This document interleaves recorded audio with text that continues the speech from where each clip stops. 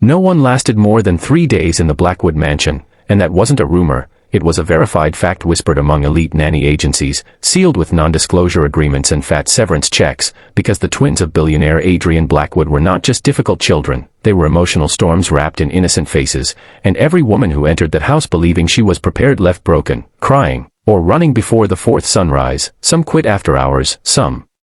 after one terrifying night, and others after realizing that money could not buy peace when grief lived in every corner of that mansion, because since their mother's death 2 years ago, 6-year-old Lucas and Lily had turned silence into a weapon, screaming into the void with tantrums, refusing food, destroying rooms, and pushing every caretaker away with a pain too heavy for their small bodies to carry, while Adrian Blackwood, cold, distant, and drowning in his own guilt, buried himself in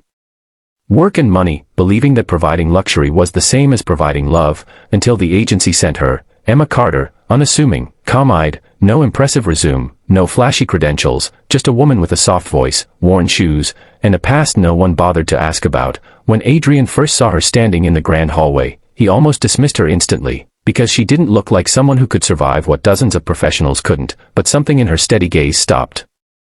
him, and against logic, he gave her the job, warning her bluntly, "No one lasts 3 days," to which Emma simply replied, "I won't leave," not as a challenge, but as a promise. The first day began exactly like all the others. Lucas threw a silver tray across the dining room, Lily locked herself in the bathroom screaming, and the staff waited for Emma to break, but she didn't raise her voice, didn't threaten, didn't bribe. She sat on the floor outside the bathroom door and spoke softly about the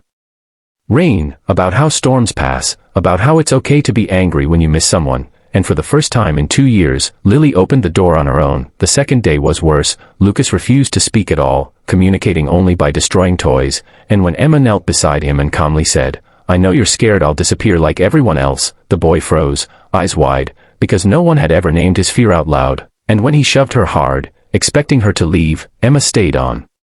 the floor, rubbing her bruised arm, saying quietly, "I'm still here," and something inside that child cracked. The mansion, once echoing with anger, grew strangely quiet that night, unsettling Adrian more than the chaos ever had, because he watched from the hallway as Emma read to the twins, her voice steady, her presence unshaken, and for the first time, guilt crept past his defenses. The third day, the day every nanny failed, arrived with a storm outside and a storm inside, when Lily woke from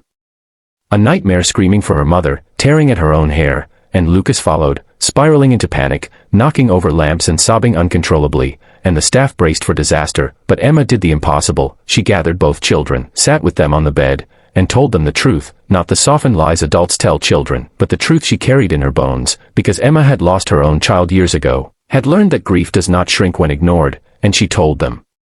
gently, that their mother didn't leave because she wanted to, that love doesn't die with people, that missing someone hurts because the love was real. And then she cried with them, not as a caretaker, but as a human being, and in that moment, the twins stopped fighting, because someone finally understood. Adrian watched from the doorway, tears burning his eyes, realizing that he had been the one running all along, and when Emma looked up and said, "They don't need another nanny, they need a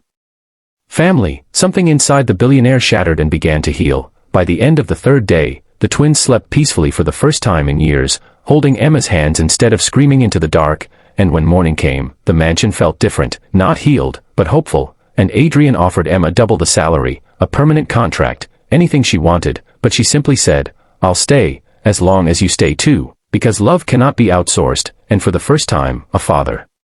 chose presence over profit. That was the day the curse of the Blackwood twins ended, not because someone controlled them, but because someone finally listened. And if this story moved you, if you believe that love can heal even the deepest wounds, don't forget to subscribe to the channel, because stories like this remind us that sometimes, the impossible is just waiting for the right heart to arrive.